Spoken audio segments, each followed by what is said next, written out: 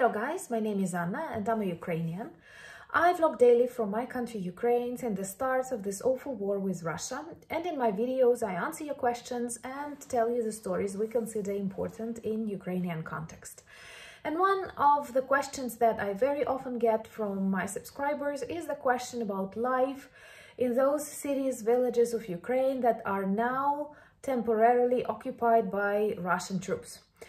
I'm lucky to live in the western part of Ukraine where the situation is much safer, but today, for example, Lviv, the city is very close to me, was targeted with 5 missiles and there are victims and people who are wounded, but still we don't have tanks, we don't have Russian soldiers, and we are able to continue working, providing and living. But I will try to answer the question about this life on the territories that are occupied, because many of that I read in the internet, or I have connection with the people, refugees who come to my city and who tell their stories.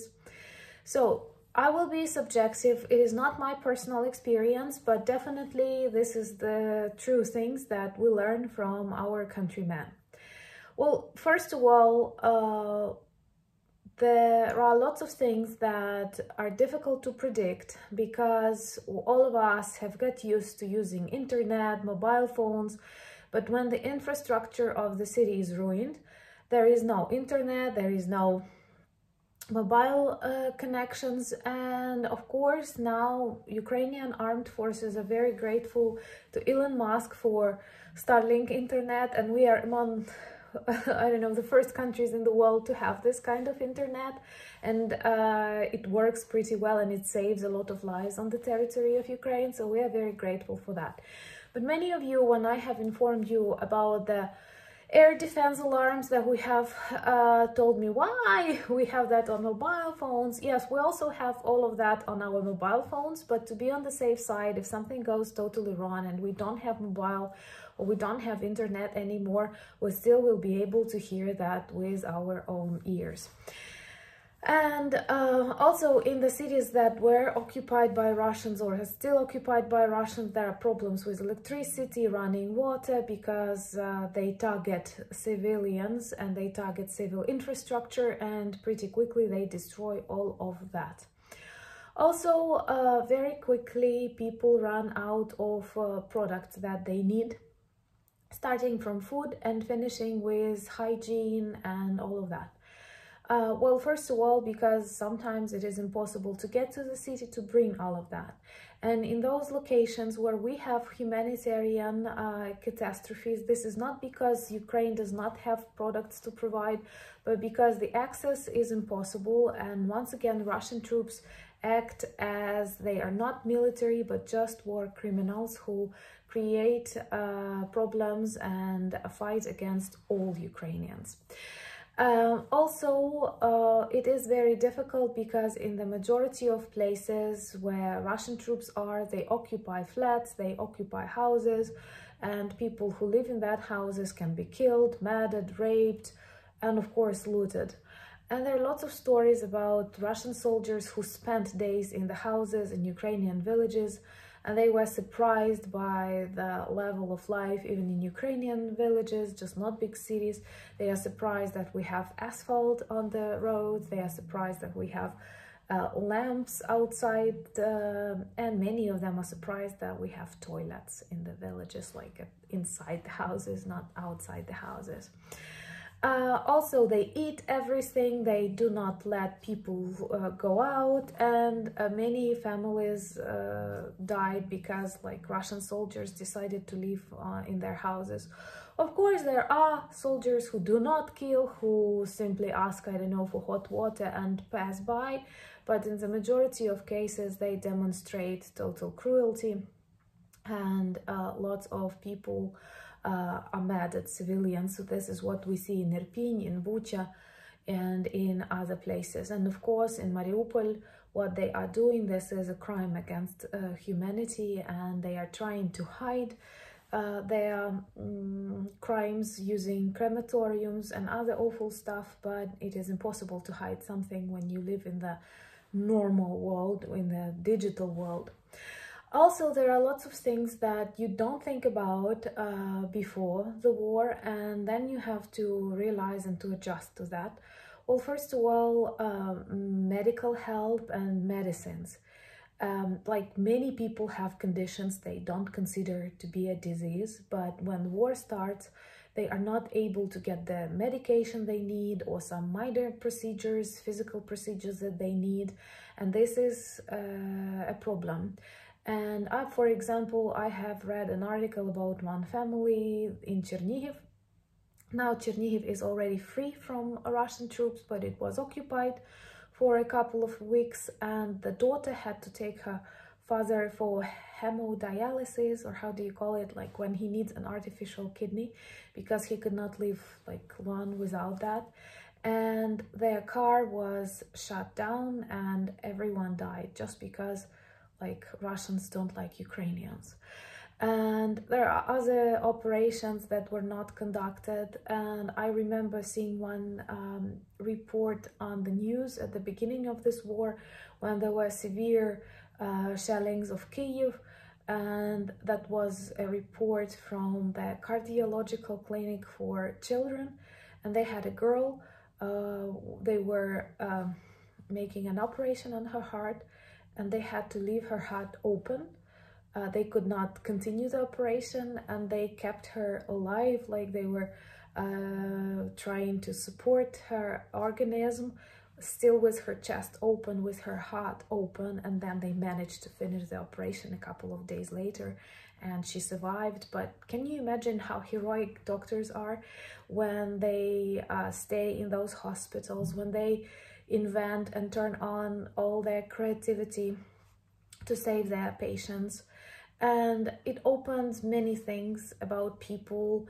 Of course, there are some doctors who escape, there are some businessmen, I know of people who escape the country during the problem if they get this opportunity, but those who stay, they work really, really hard.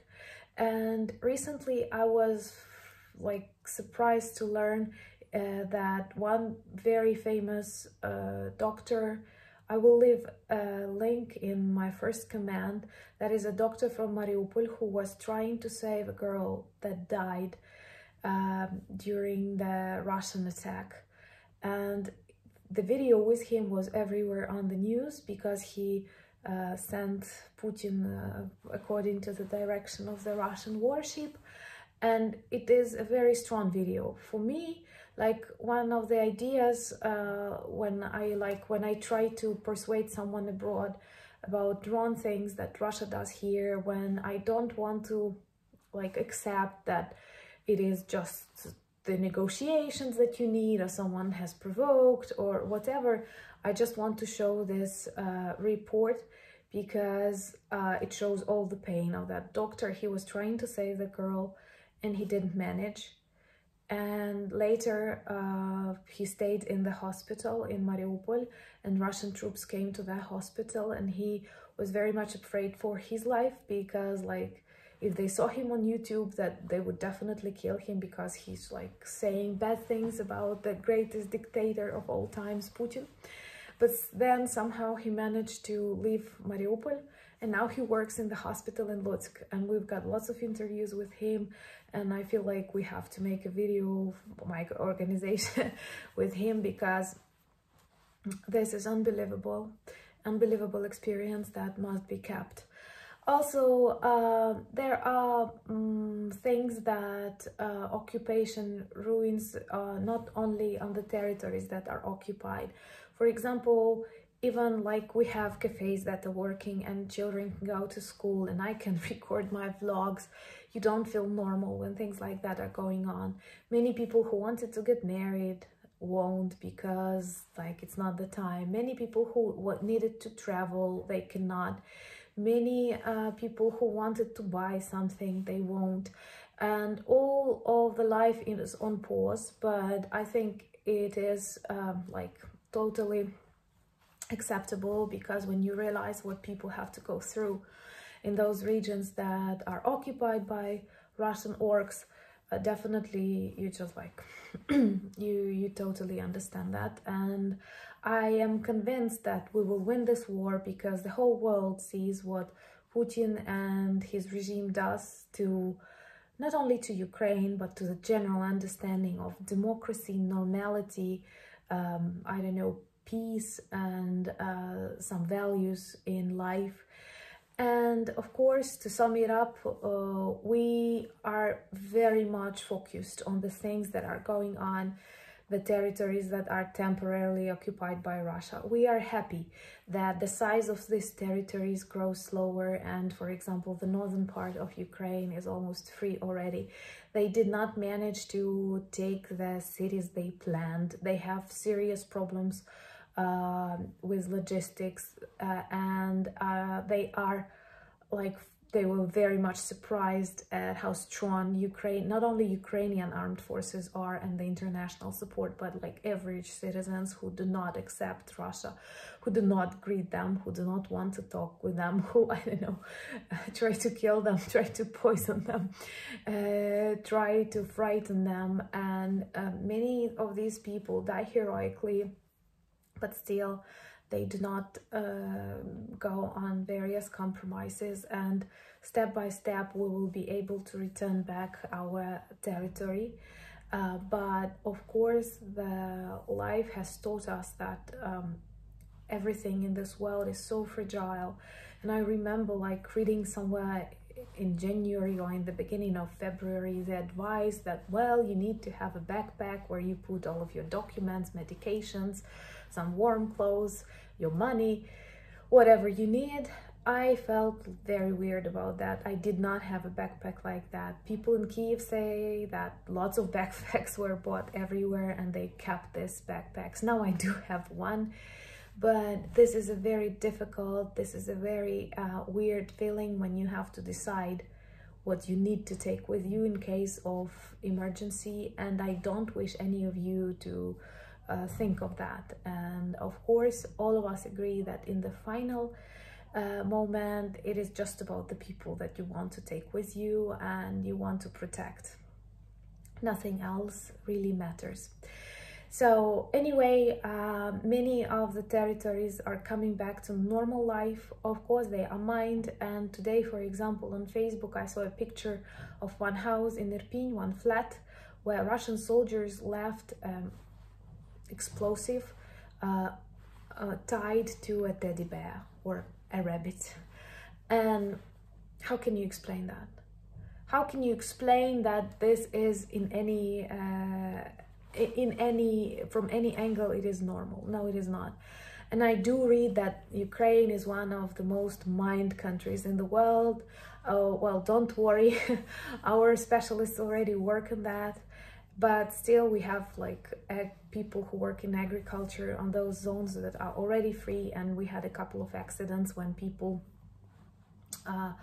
were injured when they were sowing the field or when they were driving tractors on that field, because Russians, I don't know why many people do not support this idea, but I do think it is genocide because it is organized, it is well planned, and it is against one nation.